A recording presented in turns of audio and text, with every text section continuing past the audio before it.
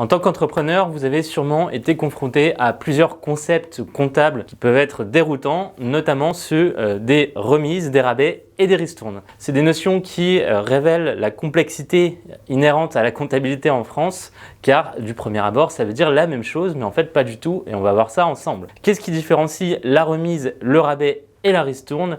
C'est ce qu'on va voir dans cette vidéo. Alors salut, moi c'est Antoine, j'accompagne les entrepreneurs depuis 8 ans maintenant sur la création d'entreprises et la gestion d'entreprise. Donc c'est parti pour la vidéo, mais avant ça, abonnez-vous à la chaîne et n'oubliez pas d'activer la cloche des notifications. Les notions de rabais, de remise et de ristourne font toutes partie des réductions commerciales et sont comptabilisées de manière similaire, mais elles vont se distinguer sur le plan purement économique. Donc on va commencer par le rabais. Donc le rabais, c'est quelque chose qui intervient lorsque l'entreprise décide d'accorder une réduction exceptionnelle sur le prix de vente initial, donc soit d'un produit, soit d'un service. C'est un geste qui est souvent motivé par un défaut de qualité du produit qui serait vendu ou alors ce qu'on appelle une non-conformité à sa description initiale. Et pour une prestation de service, donc elle peut être défaillante, comme par exemple la livraison qui aurait mal été réalisée. Contrairement à une remise qui vise, elle, à stimuler les ventes, le rabais, lui, c'est principalement utilisé pour corriger une erreur de l'entreprise, pour préserver ainsi les relations commerciales et la satisfaction de son client. On va prendre un exemple. Imaginons que vous gérez une boutique d'appareils photo et que vous vendiez un appareil présentant un défaut, on va dire cosmétique. Pour compenser de cette non-conformité, vous pourriez proposer une réduction de 10% sur le prix affiché en magasin et ça constitue ce qu'on appelle un rabais. Deuxièmement, là on va voir le cas de la remise. Donc la remise, ça correspond à une réduction habituelle du prix initial, encore une fois d'un produit ou d'un service, et elle peut être accordée dans plusieurs contextes.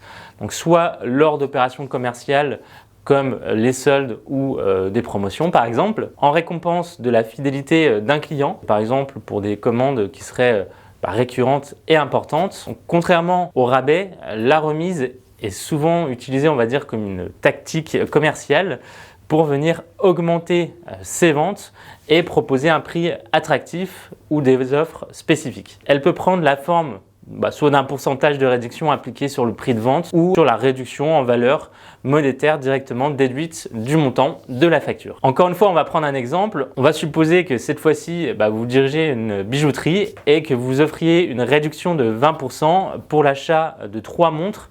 Ça constitue là une remise. Donc là, on va enfin voir la ristourne. C'est une réduction consentie par une entreprise à un client effectuant plusieurs achats, plusieurs commandes sur une période définie. Elle est calculée en fonction du chiffre d'affaires généré par le client pendant cette période et souvent c'est calculé à la fin de l'année. Donc là c'est plus similaire à un geste commercial de remerciement plutôt que pour augmenter ses ventes.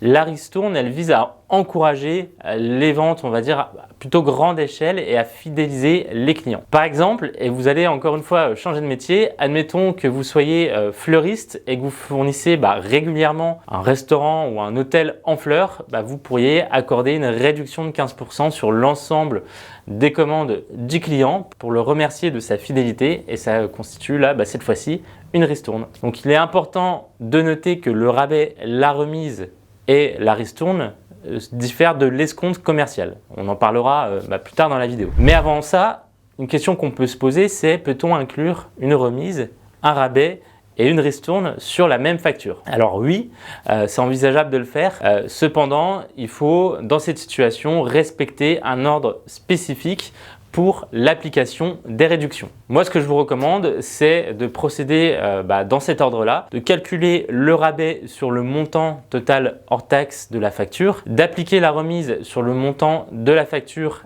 après la déduction du rabais, et enfin, si le paiement est anticipé, appliquer l'escompte sur le montant net de la facture après déduction du rabais et de la remise. Il est également essentiel, le cas échéant, d'ajouter la TVA conformément à vos obligations fiscales et de calculer les frais de port en dernier lieu. Donc comme je vous l'ai dit, je viens de vous parler d'escompte sans évoquer de quoi il s'agit. Quelle distinction peut-on établir entre un escompte et une ristourne? Alors que la ristourne constitue une réduction commerciale généralement octroyée en fin d'année pour récompenser la fidélité des clients, impliquant l'application d'un pourcentage de réduction sur le total des commandes passées, que pendant l'année, l'escompte, quant à lui, représente une remise consentie au client en cas de règlement anticipé de la facture. C'est vraiment la condition sine qua non. Et voilà, maintenant les 3 R, comme on les appelle dans le milieu de la compta, n'ont plus de secret pour vous. Et encore une fois, n'oubliez pas de vous abonner